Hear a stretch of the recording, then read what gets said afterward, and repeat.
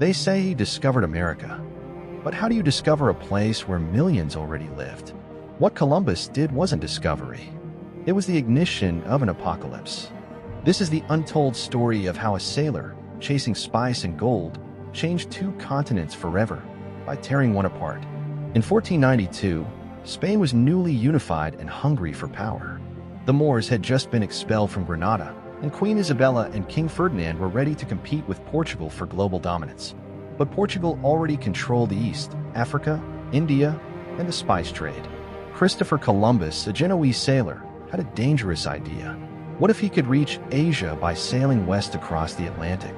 Most scholars thought he'd drown, but he found patrons in Spain, hungry not for discovery, but for empire.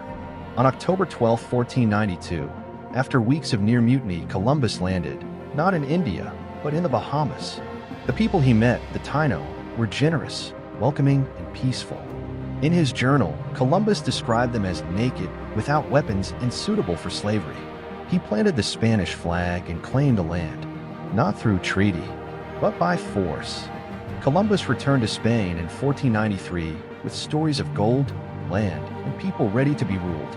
He brought exotic parrots, golden trinkets, and even several Taino captives, displayed in chains like trophies.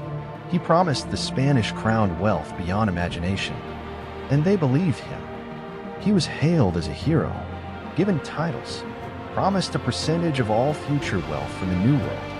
Spain, now drunk on the dream of empire, sent him back, this time with soldiers, priests, and settlers. Columbus returned to the Caribbean with 17 ships and over 1,200 men. They built forts. They demanded tribute. They took slaves. If the Taino didn't deliver enough gold, their hands were cut off. Entire villages vanished. Resistance was met with mass slaughter. Women were raped. Children were hunted for sport. Columbus wrote, "Let us in the name of the Holy Trinity go on sending all the slaves that can be sold." And he did. He started the transatlantic slave trade, years before African slaves would be brought to North America. The Taino population before Columbus was over 300,000.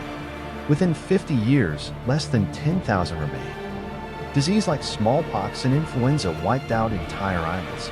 But even disease had a direction, brought by colonizers, spread through slavery. Across the Americas, from the Caribbean to Mexico to Peru, civilizations that had lasted thousands of years crumbled. The Aztecs, the Maya, the Inca. Columbus didn't find paradise. He sparked a genocide. In Europe, Columbus was still praised. He opened the door to riches, land, and new colonies. Spain built cathedrals with gold stolen from the New World. Other empires followed: Portugal, France, England. What Columbus began became global, a world remade through invasion. The Americas were not discovered. They were overrun. Columbus's name is on cities, schools, and holidays. But the people he met, where are their monuments? Where are their holidays?